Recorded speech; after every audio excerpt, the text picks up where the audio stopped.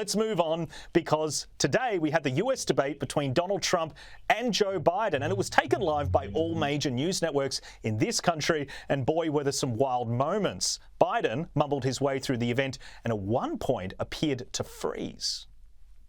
Childcare, elder care, making sure that we continue to strengthen our healthcare system, making sure that we're able to make every single solitary person eligible for what I've been able to do with the with the COVID, with dealing with everything we have to do with. Look, if we finally beat Medicare. Thank you, President Biden. Awkward stuff. And Trump clashed with Biden about this dubious claim. I was recently in France for D-Day, and I spoke all about those heroes that died.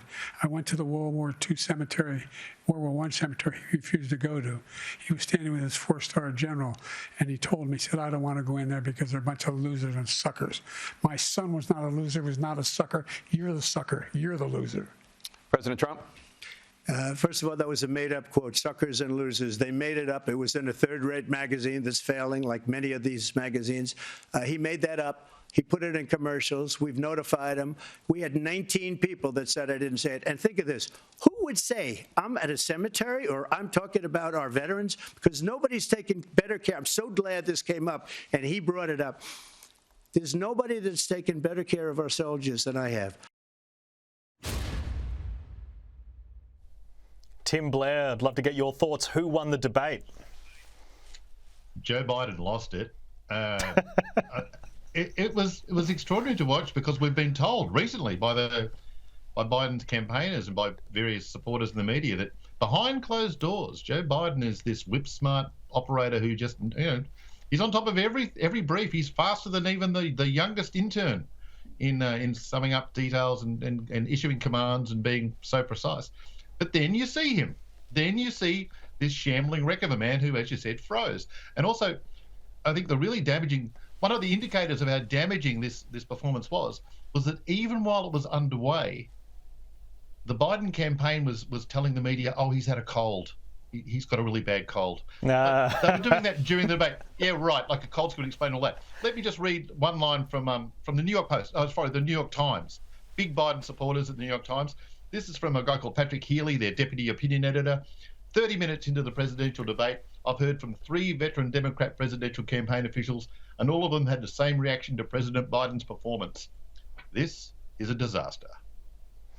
Sophie, on that point, just last week on this show, we were talking about this whole issue of cheap fakes that Jean-Pierre, the White House spokesperson, has been trying to push, where newsrooms who are running these moments of Joe Biden freezing are apparently involved in some kind of distribution of fake news.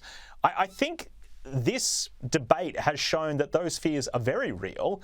The phrase cheap fake is ridiculous. What did you make of the freezing and of the reaction to it?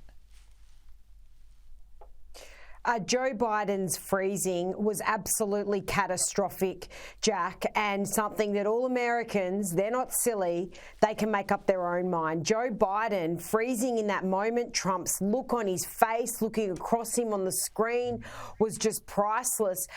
He also appeared to stumble. I mean, I must say, I saw quite extensive amounts of that debate today, and I would argue that Trump won it hands down.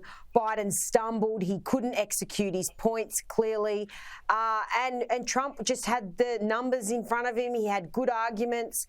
And I think this is going to be incredibly interesting the next 5 months to see what happens. But this has got to put Trump in pretty good shape coming out of today's debate.